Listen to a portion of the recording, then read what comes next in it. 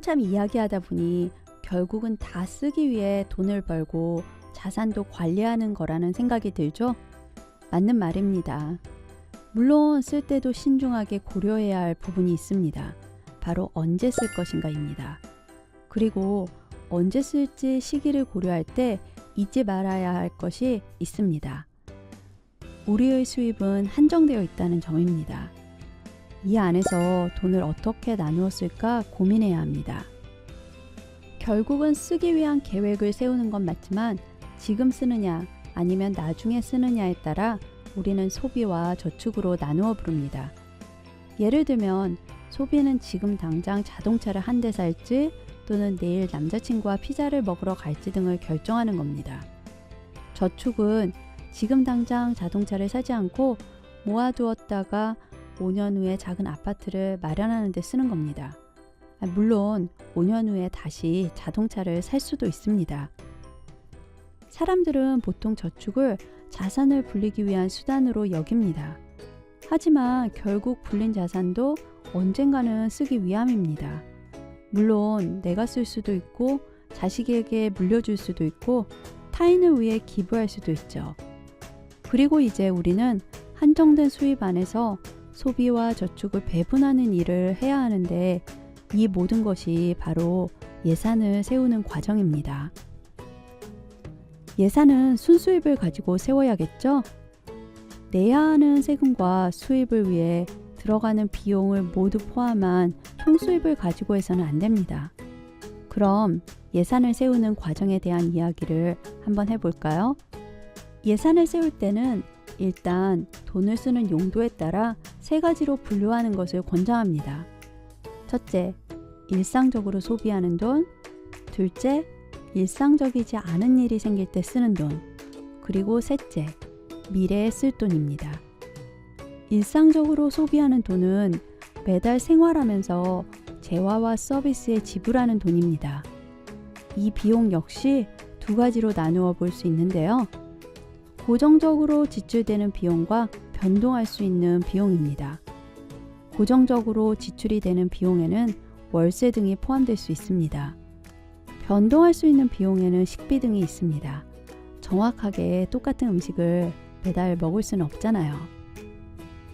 두 번째로 일상적이지 않은 일이 생길 때 쓰는 돈이 있습니다.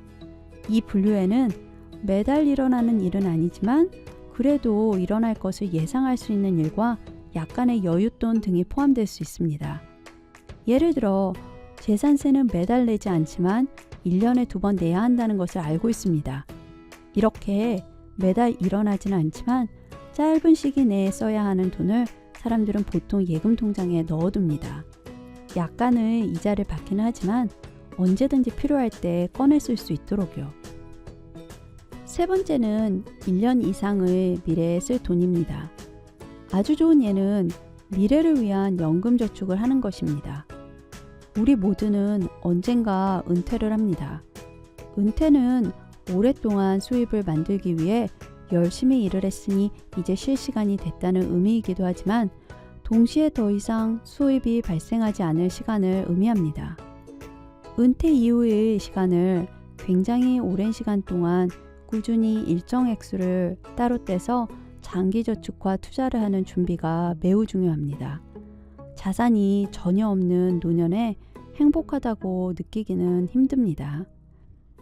그럼 이제 예산을 세우기 위해 다음 단계를 따라해 볼까요?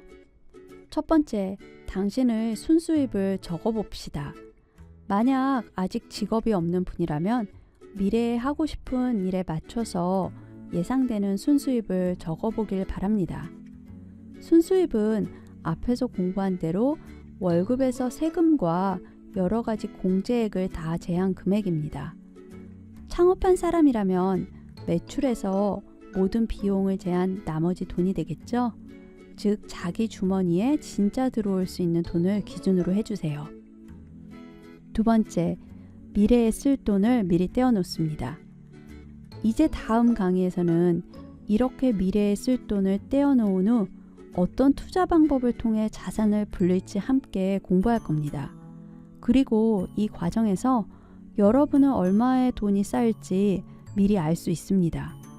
우선 이 두 번째 단계에서는 한 달에 얼마, 예를 들면 50만 원 이런 식으로 미래에 쓸 돈을 정해놓길 바랍니다. 세 번째, 비정기적으로 발생하는 비용을 떼어놓으세요. 예를 들어 앞에서 예를 든 재산세를 내야 한다면 여기서 떼어놓습니다. 네 번째, 이제 첫 번째 단계의 순수입에서 두 번째와 세 번째 단계에서 정한 숫자를 뺀 나머지에서 매달 어디에 얼만큼 쓸지를 할당하면 됩니다. 이 강의 뒤에 나오는 워크시트를 사용하면 예산 계획을 세우는데 많은 도움이 될 겁니다. 이렇게 하고 나니 네 번째 단계에서 쓸 돈이 너무 적게 남았다고요? 계속 강조했지만 우리의 수입은 제한되어 있습니다. 제한된 수입 안에서 사용처를 나눌 때 한쪽에 많은 돈을 떼어 놓으면 다른 쪽은 줄어야 합니다. 이는 당연한 일이죠. 만약 네 번째 단계에서 돈이 너무 적게 남았다면 다시 두 번째와 세 번째 단계를 살펴봐야 합니다. 반대로 네 번째 단계에서 적은 돈을 사용해 굉장히 검소하게 산다면 나머지 항목들은 더 여유가 있을 테고 이는 곧 다른 시점의 소비의 양은 더 커질 수 있음을 의미하겠죠. 예산을 세우는 과정은 이렇듯 자기 자신과 거래하는 과정임을 잊지 마시길 바랍니다.